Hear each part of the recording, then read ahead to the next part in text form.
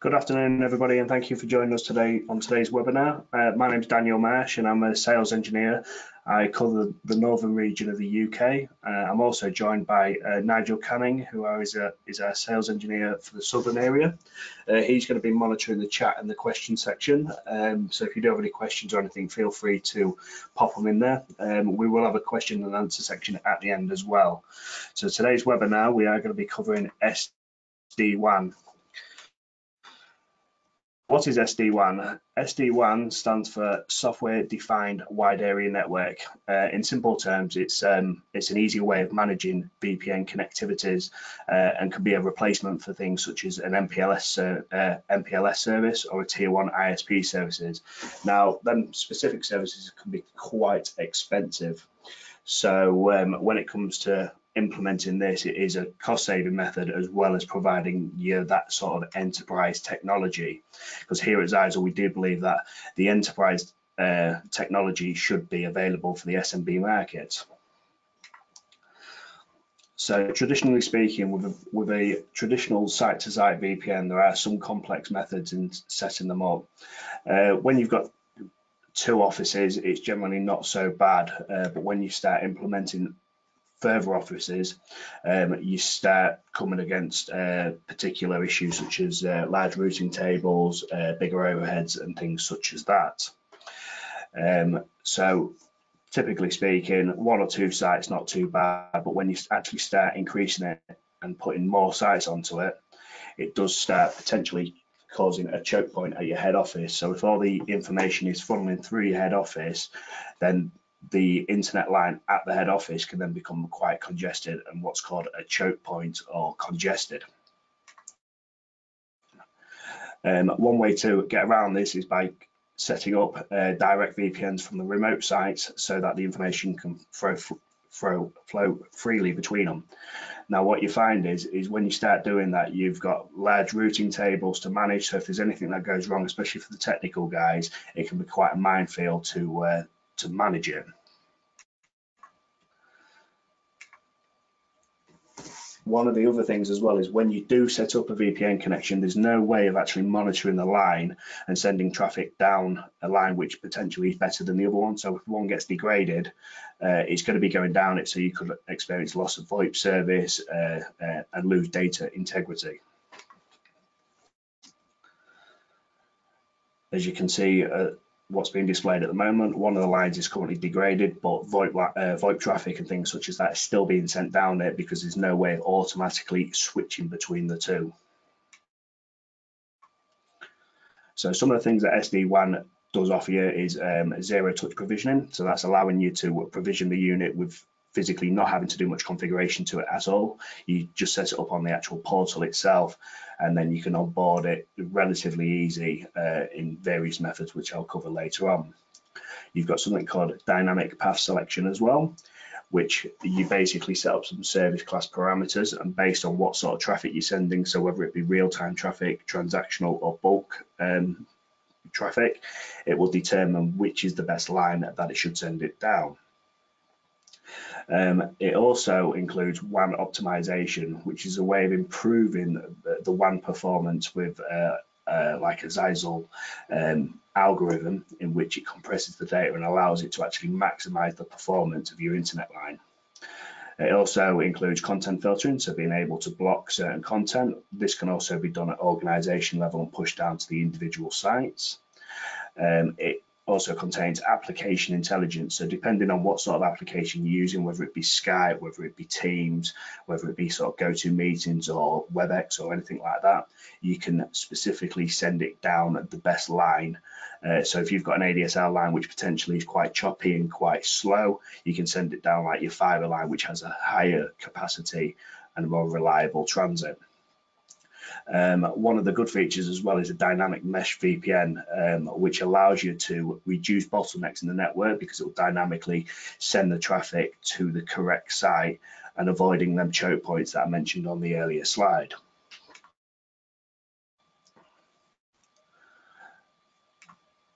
So with the WAN optimization, specifically speaking, if you've got certain applications that want to use one of the lines, especially if you're using an ADSL line, which is, as I say, is quite choppy, it can actually determine which line is best suited for that application, and it will actually automatically route it down that line. So if you've got two internet connections going in and one isn't as reliable, then you will actually find that it will move it over and push it down the correct line. Dynamic path selection. So if a specific line becomes choppy or degraded, so maybe the ISP is suffering some form of issue, based on the service class parameters which monitor jitter, latency and packet loss, it will actually move the traffic onto the more suitable line. So if you have a backup line which you use, which potentially is not very quick, but at this precise moment in time it is actually performing better than your primary line, it will automatically move the traffic over without the user having to do anything, meaning that you get the best out of your internet lines and you don't lose any sort of call integrity or any file transfers or anything like that. It is worth noting though that if you are on a metered connection such as LTE or anything like that, because the traffic is sent over both lines at exactly the same time, so that if you have got a VoIP call and all of a sudden the line goes down, you won't lose the VoIP call because it's going down both lines, so it just moves the traffic across for the return path. So it is worth noting that if you have a metered connection on this particular line, then any data that you send down your primary line is also going to go down the secondary line, so that's just something to note on that. And then once the line's been resolved, it will then automatically move it back again, given that being your primary line that you want to use. Dynamic mesh VPN is quite a good feature. So as we mentioned earlier on, if you're pushing all of your traffic through the main office, you can potentially create what's called a choke point or like a congested line. And to avoid doing that, if one of the remote sites wants to send some traffic to one of the remote sites, rather than it routing it through the main line, so the main head office, it will actually automatically create a dynamic VPN to the remote office using the main broadband line. This will get initiated when you first attempt to try and send the traffic to the remote office. So it'll create a VPN tunnel in the background. It will sort out all the routing tables without nobody having to do anything. And then as soon as it's finished, it will just disconnect the VPN. Therefore, it's reducing the overheads on there. Now, one of the good features is WAN optimization. We actually ran a test from Germany to Taiwan in regards to how it actually performs and how it improves their connection. So as you can see at the bottom of the slide, you can see the connection information of the lines that we're running it over. Now, without SD-WAN WAN optimization turned on, it took 2 hours and 40 minutes at 300 kilobits per second to transfer a 1.9 gigabit Ubuntu file. Once you turn on the SD-WAN optimization, this dramatically cut down the time to 10 minutes, transferring at 24 megabits per second. So you can see the performance increase that you get when you're trying to transfer a file using the WAN optimization built into the SD-WAN platform. So that's something to bear in mind, especially when you've got high levels of transfer and things like that. So you might have CAD drawings or a lot of files that you're transferring over to the remote site. It is definitely worth having the WAN optimization on there. Now, Nebula Orchestrator, which is the platform in which you manage your SD-WAN deployment, it is a multi-tier management. So you do have a group, you will then underneath that have an organization, and then underneath that you will then have a site. Now, a lot of the settings can be pushed from the organization to the site. So if you ever implement any further sites in the future, it is just a case of creating assigning the device to the site, and then it's all set up with all the correct rules in there.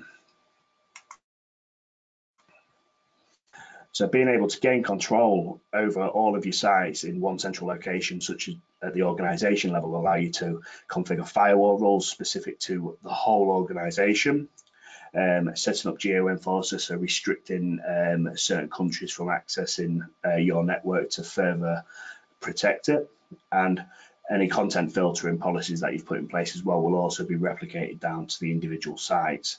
And so will the application patrol. So if you're using Skype across the board for all the sites, it will inherit all this information from the actual organization. it is worth noting that certain sites might have different policies that they want to apply, so you can actually override the pushed out settings from the organization and set them specifically for each of the sites.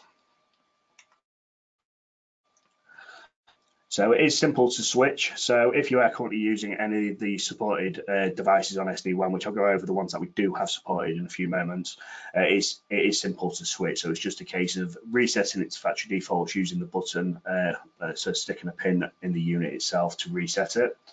And then log into the Nebula Orchestrator. You will assign the device to the specific site that you want once you've created it. At that point, you'll then be presented with the options of how do you want your WAN connections set up and what sort of LAN connections you want set up as well. And then once that's done, it will then send you an email. This email contains two vital pieces of information. One is a JSON file, which can be put onto a FAT32 USB stick. This can then be put into the USB on the actual unit. You boot it up and straight away it reads the actual USB and it will automatically start the onboarding process. Bear in mind, it does have to be plugged into a working internet line for it to download the information. It is also worth noting as well that you can put several of these files on one USB stick so that you can actually provision multiple units. Now, because they have the same file name, you just rename the file name, and the unit, because it's MAC address specific, will read the information inside the file. It will then grab the correct provisioning URL and it will then onboard the correct unit. So you just put it in and you don't have to worry about plugging it into certain sites. It will just grab the correct configuration. If, however, you don't want to use a USB stick, on the email that you do get, there is a URL, in which case you can plug a laptop into one of the LAN ports and then click on the URL, and then it will start the onboarding process. So there is an auto VPN function in which it does automatically create the VPNs between the individual sites. So none of this having to set up phase 1, phase 2, and then potentially having issues with proposals and things such as that can go wrong when implementing a VPN. It does everything in the background, make sure all the settings match, taking that stress off implementing the VPNs to your customers, so you can concentrate on obviously making sure that the equipment's installed in a suitable location along with any of the other infrastructure that you're installing. Typically speaking, if you've got a lot of remote sites and you're going to be using this sort of device, one of the other things that you are going to be using is remote VPNs for remote users. Now, there is a very simple way of doing this. You can create the VPN, set up the VPN users, so like set up username and groups. Once you've done that, you can get it to email a configuration script to the user's email address, and it'll have like a PowerShell script for Windows, or it'll have the Mac equivalent, or even for an iOS. So if you want to set it up onto a tablet or an iPhone or anything like that, that's available. And all you would really need to do is then click on the script. It'll go in the background, create up all the VPN on the specific device, and then all the user has to then do is dial the VPN to be able to connect to any of the remote sites and use any of the remote resources. So the devices that we currently do support in our SD-WAN portfolio is the VPN 50, the VPN 100, and the VPN 300. Each of these come with a 1-year subscription for the Nebula Orchestrator, which will allow you to utilize all of the features. After the first year, then you will need to speak to the distributor to look at then getting a subscription for further years if you want to utilize the features. So when speccing it up for a customer, it is worth finding out exactly what sort of internet line it is going to get plugged into. As you can see on the screen at the moment, it does show you what the firewall throughput are and the VPN throughput are. So typically speaking, the firewall throughput is basically if you're going to be sat in one of the offices and just using the internet, that's the sort of speed you're going to get through it. But if you're going to be utilizing VPN over that traffic and going to a remote site, then it'll be the lower value, which is the VPN throughput. So it is important that when you are speccing it up, that you do take this into consideration and ask the questions before you start looking at the specific products as to what sort of internet line they're going to be using, how many users are also going to be using it. With the VPN 300, you can see it does have 7 gigabit Ethernet ports. All of these are configurable so they can be used as either WAN or LAN interfaces, which is quite good if you've got more than sort of 2 internet service providers. With these specific units as well, they do also have an SFP port as well. So for them customers that have fiber to the premise, you can pretty much just put in a fiber module and have it going straight into the specific unit, which is a very, very good feature. So on the screen now, it shows you what the difference is between the free version and the subscription service.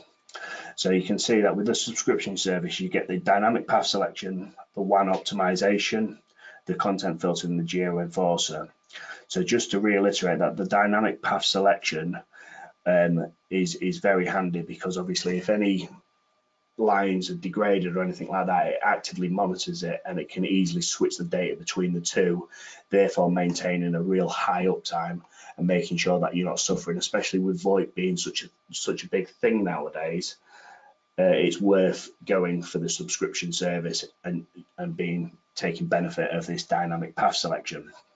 The WAN optimization is what I said, where we ran a test between Germany and Taiwan. And it massively reduces the amount of transfer time and utilizes quite a lot of your bandwidth to make sure that the files get there a lot quicker than what they would do without it on. So it is definitely worth going for the subscription service, but as I say, you're not forced to do it. As you can see as well, the update frequencies on the monitor page, the storage of the logs and the monitoring data are also greatly increased with that as well. So it is worth noting that as well. So in regards to SD-WAN as a nutshell, that is pretty much it. It is very easy to set up, and if any of you would like a one-to-one online demonstration, I do have a demo platform in which I can go through the full interface. I can show you exactly how it's set up, how you utilize it, and the benefits of that. So if you do want an online demonstration at all you've got to do is email sales@zyxel.co.uk. Either myself or Nigel will more than happily book in a time in which we can show you this. As I say, we do have a live site currently using it, and we've got a few VPN devices scattered about Europe so that you can see exactly the benefits that you're going to get in regards to it. So that really concludes what SD-WAN is capable of achieving. I hope you've understood what you get in terms of the free and the subscription service, what products are currently available. There are other products being brought into the portfolio moving forward, to the ATP range that we do. I think they're looking at moving that into the Nebula Orchestrator as well, which is going to add a massive benefit in terms of security as well, because it's going to allow some of the UTM features to be utilized across the SD-WAN network. So what I will do is I will keep this presentation open for 5 or 10 minutes. So if you've got any questions, then feel free to post them into the question section. Yeah, hi Danny. There are a couple of questions that have been raised in the questions panel.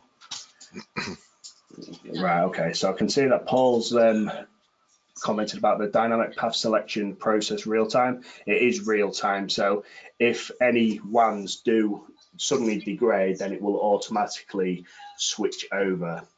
It won't inform the user as of yet. I'm hoping that we enhance the notifications to at least advise you that there is an issue with a particular line, but it just literally moves the traffic over and starts utilizing one of the lines. But as I say, it's key to note that both lines are going to be utilized at exactly the same time. So if you want a metered connection and you download 50 gig in a day, that even though you're using your primary line, that 50 gig is still going to be utilized on your LTE or your metered connection as well. As far as I know, Android isn't currently supported, but I think they will be looking at doing that in the future. And that's for you again, Paul.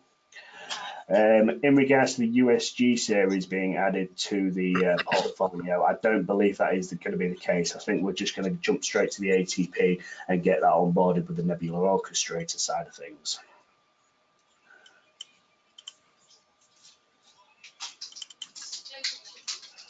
I can see Oliver's also had a question as well. So can we now assign incoming VPN connections from an individual client to an individual VLAN? So on the SD-WAN, you do have certain VLANs. So you'll have like a corporate VLAN and a guest VLAN and things like that. Typically speaking, a remote user would be specific to the corporate VLAN. So if you've got multiple corporate VLANs, then yes, you will be able to provide them access onto them. In regards to trying it with the NSG a few months ago, that's the NSG is obviously a different platform and a different sort of UTM, but we can always pick that offline and see if there's been any development into that, or if there's anything in the roadmap as to allow you to do that on the actual NSG range.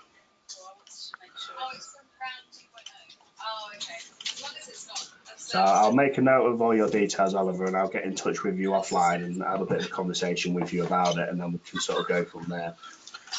So yeah, thank you for your questions there. There we go.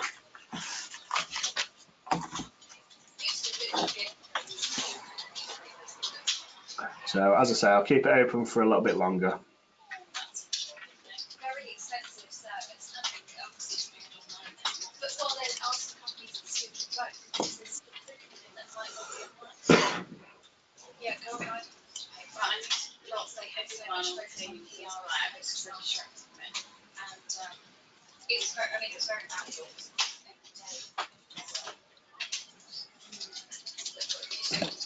Right, okay, it looks like possibly I've answered all the questions that have been submitted. Again, if you do have any questions that crop up after this webinar, all you're going to do is reach out to us by emailing sales@zyxel.co.uk. My name's Daniel, and you've also got Nigel on board as well. We've got quite a lot of experience when it comes to SD-WAN or any of our products because we do come from a technical background. So feel free just to reach out and we'll be more than happy to set up a call, speak to you about any of your issues, any of your projects that you might have going on. And we can also spec up specific equipment as well if you've got quite a large project and you want to make sure that it gets implemented with ease as such. So thank you everyone for joining today's webinar. I hope you found it useful. If you do go on our website, you will be able to find all our past webinars, as well as you will also be able to look at the recordings and also register for upcoming ones as well. So thank you again for joining us today, and I hope you have a good rest of the day. Thank you very much. Bye-bye.